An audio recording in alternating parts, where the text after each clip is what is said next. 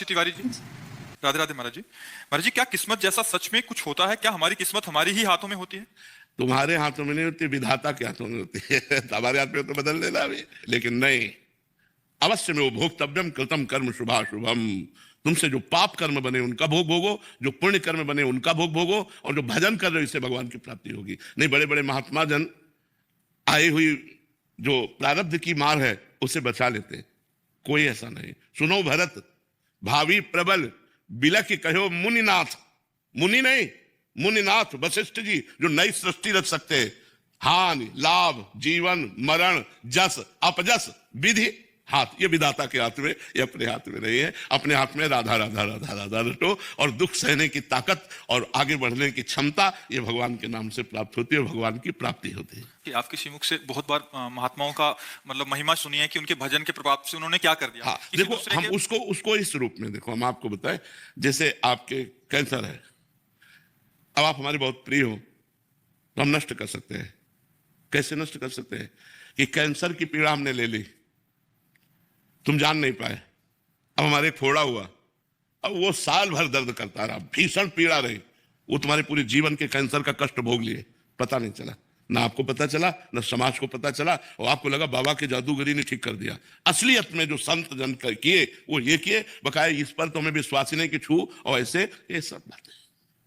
अवश्य में जो भगवान ने कहा है, हम आपको सच्ची बात कहते हैं, किसी की क्षमता नहीं है।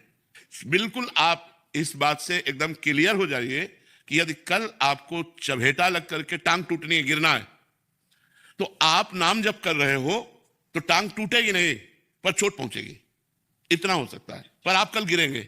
बचपन से बड़े बड़े महापुरुषों का संग किए हैं और महापुरुषों के शरीरों में पीड़ा देखी है, और जो इतने भजनानंदी के ऐसे छू ले तो तुम स्वस्थ हो जाओ, ऐसे महापुरुषों को कष्ट में देखा है। तो वो सब हम दिमाग में बचपन, अब हम 13 वर्ष की अवस्था से आज 56 वर्ष की अवस्था होने जा रही है, यही तो संशोधन कर रहे हैं। वैज्ञानिक एक विषय पे लगता है साल 2 साल में हल हो जाता है, यहाँ पूरा जीवन हो गया उसी को हल करते हुए। तो इस मार्ग में कभी पूर्णता नहीं होती, प्रेम में कभी पूर्णता नहीं, पूर्णिमा नहीं आती। प्रेम सदा बढ़ता रहता है, पर कमी महसूस होती रहती है कि मैं अपने प्यारे को उतना प्यार नहीं कर पाता जितना प्यार करना चाहिए।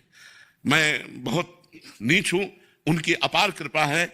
मैं बहुत अधम हूं, वो बहुत कृपालु हैं। बस यही जोड़ चलता रहता है, यही होड़ लगी रहती है। कभी ऐसा अनुभव नहीं होता कि मैं पूर्ण हो गया। ऐसा लगता है कि अभी छक के भजन नहीं हुआ, अभी वैसा भजन नहीं हुआ जैसा होना चाहिए। तो इसलिए हमें लगता है हम लोगों को फालतू की बाहरी बातों में ध्यान देना नहीं चाहिए।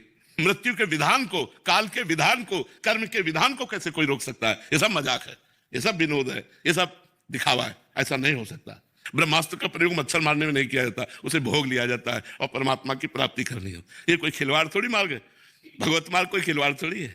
श्रेयम शर्मा जी पंजाब से। श्री हरिवंश महाराज जी। महाराज जी, काम क्रोध मोह मत्सर का आक्रमण होने पर सबसे पहले नाम का आश्रय लें या सामने वाले में भगवान का दर्शन करें ताकि गलत चिंतन ना बन पाए? दर्शन करने की क्षमता नहीं होती उस समय सामने वाले में भगवान के उस विशुद्ध दर्शन की भावना नहीं रहती, क्योंकि भावना मलिन हो जाती है। उस समय नाम जब भी मानसिक नहीं चलेगा, उस समय नाम कीर्तन चाहिए, राधा राधा राधा राधा राधा राधा राधा राधा, और संयोग ना बनने पाए हट जाए। जहां ऐसी परिस्थिति हो वहां से दूरी बनावे, तुरंत नाम कीर्तन शुरू कर दे, वैखरी नाम जप शुरू कर दे, राधा राधा राधा राधा राधा, क्योंकि मन उस समय कुप्रभाव से प्रभावित हो चुका है। अब वो शम नहीं रह पाएगा, शांत नहीं रह पाएगा, इसलिए हमको बाहरी साधन करना पड़ेगा। कोई सत्संग लगा दिया ऐसा, उससे निकलने के उपाय बताए गए हैं, वो हम सुनने लगे, या किसी के पास बैठकर भगवत चर्चा करने लगे, या नाम कीर्तन करने लगे, तो हम बच सकते हैं। जैसे रात्रि का समय ऐसा कुछ भाव है तो हम टहलने लगे, पद गायन करने लगे, नाम कीर्तन। उस समय ऐसा नहीं, उस तो पवित्र भाव है। जिस समय हम भाव में होते हैं तब उमा दे राम चरण रत विगत काम मद को, जिसके अंदर काम और क्रोध नहीं है, विगत काम मद को निज प्रभु में देखे जगत, वो प्रभु में जगत देख सकते हैं। जब काम और क्रोध है तो प्रभु में जगत नहीं देख सकते, फिर हमको दूसरा साधन अपनाना चाहिए। महाराज जी, नाम कीर्तन और नाम जप में कोई फर्क होता है? दोनों कोई फर्क नहीं होता, दोनों बराबर काम करते हैं। पर जब हमारी शांत और मानसिक स्थिति हो तो हमें जप करना चाहिए, और जब हमारी वाणी की स्थिति वेग हो, बोलने का मन हो, तो कीर्तन करना चाहिए। डॉक्टर अनिल कुमार उपाध्याय जी। राधे राधे महाराज जी। महाराज जी, वर्तमान समय में नैतिक शिक्षा के गिरते स्तर का जिम्मेदार कौन है? माता पिता, शिक्षक या शिक्षा? कलयुग, युग धर्म भी होता है ना, तो युग धर्म का प्रभाव है कि माता पिता अपनी मर्यादा से नहीं चल रहे तो बच्चे अपनी मर्यादा से नहीं चल रहे, समाज अपनी मर्यादा से नहीं चल रहा, तो सब मर्यादा विहीन होते चले जा रहे हैं। किसी एक को हम दोष नहीं दे सकते, क्योंकि कहीं कहीं देखा गया माता पिता बड़े सौम्य, बड़े सज्जन, बड़े संयम से चलने वाले, और बच्चे बड़े उद्दंडता और व्यसन और व्यभिचार में प्रवृत्त। कहीं देखा गया माता पिता शराब पीते हैं, बड़ी अवस्था में भी उद्दंडता करते हैं, और बच्चे बड़े सौम्य शांत भजन करने वाले। तो ये विपरीतताएं जो देखने को मिल रही हैं ये युग धर्म के अनुसार है। कलयुग है तो इसमें बचत हो सकती है भगवान नाम जप के द्वारा। कलयुग समयुग आन नहीं, जो नर कर विश्वास, गाय राम गुण गण विमल, भौबिन तरह प्रयास। इसका महान गुण भी है कि जो 10-10 हजार वर्ष तपस्या करने पर भी वस्तु प्राप्ति दुर्लभ थी, वो कुछ दिनों में नाम जप करने से प्राप्त हो जाएगी। पर इसमें मलिनता का बड़ा प्रभाव है।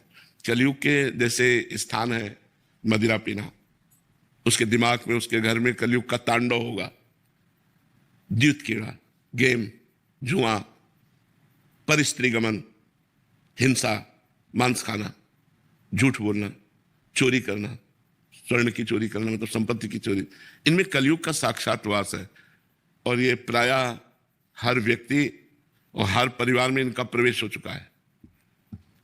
झूठ का तो प्रवेश हो चुका है, छल कपट का प्रवेश हो चुका है। ऐसा कोई बिरला ही होगा जो ये बोले कि हम झूठ नहीं बोलते हैं। वो बोले हम अभी तो बाहर हैं, जब पापा के पास जाएंगे तो आपको बात करवा देंगे। झूठ बोल रहा, ये मोबाइल पास है तो मुझे लगता है झूठ बोल, और जहां झूठ बोला वहां कलयुग का प्रभाव आ जाएगा। देखो, जिन्होंने गर्भ में भगवान का साक्षात्कार किया था, महाराज परीक्षित, जब अश्वस्थामा ने ब्रह्मास्त्र संधान किया तो उत्तरा के गर्भ में महाराज परीक्षित थे। उस गर्भस्थ शिशु की रक्षा के लिए भगवान श्री कृष्ण ने सुदर्शन चक्र सहित गर्भ में अपने को प्रकट किया और ब्रह्मास्त्र से रक्षा की। तो उसी समय परीक्षित ने भगवान के दर्शन किए थे गर्भ के समय, और उनकी भी खोपड़ी पे सवार हो गया और समीक ऋषि के गले में मरा हुआ सर्प डाल दिए। तो संगी ऋषि ने उनको शाप दे दिया कि आज के 7वें दिन तक्षक सर्प तुझे काटेगा। तो जो भगवत साक्षात्कार किए हुए महापुरुष हैं, उनसे जरा सी चूक बन जाए तो उनकी खोपड़ी पे कलयुग सवार हो जाता है। तो यहाँ तो चूक है, खान पान में चूक, हर अपवित्रता। कौन आचमन करके शुद्ध रहता? समोसा खाया मुंह पोछा चल दिया? नहीं, लघुशंका करके हाथ धोना, पैर धोना, आचमन करना कौन कर रहा है?